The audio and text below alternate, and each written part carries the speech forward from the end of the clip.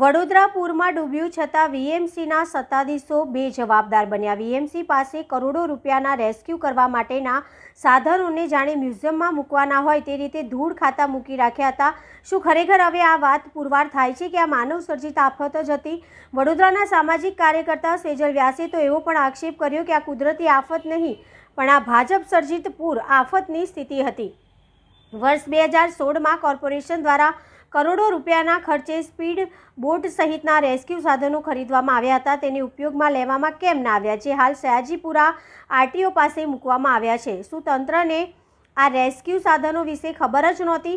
પહેલાં તો વડોદરાના કેટલાક નાળાઓને બિલ્ડરો દ્વારા બાંધકામો કરી પૂરી દેવામાં આવ્યા છે અને ત્યાર પછી જીડીસીઆરના નિયમોને નેવે મૂકી બેરીકોટ આડેધડ બાંધકામ, જેમ ફાવે તેમ બાંધકામ, છતાં ખાલી નોટિસ ફટકારીને સંતોષ માની લેવાનો, જેના કારણે હવે તો આવા થોડાક જ વરસાદમાં પૂર જેવી સ્થિતિ સર્જાશે। આ વર્ષે વડોદરાવાસીઓએ સહન કર્યું એવું દર વર્ષે વડોદરાવાસીઓને સહન કરવું પડશે। શું આ વડોદરાનો વિકાસ છે? શું આ સ્માર્ટ સિટી વડોદરા છે?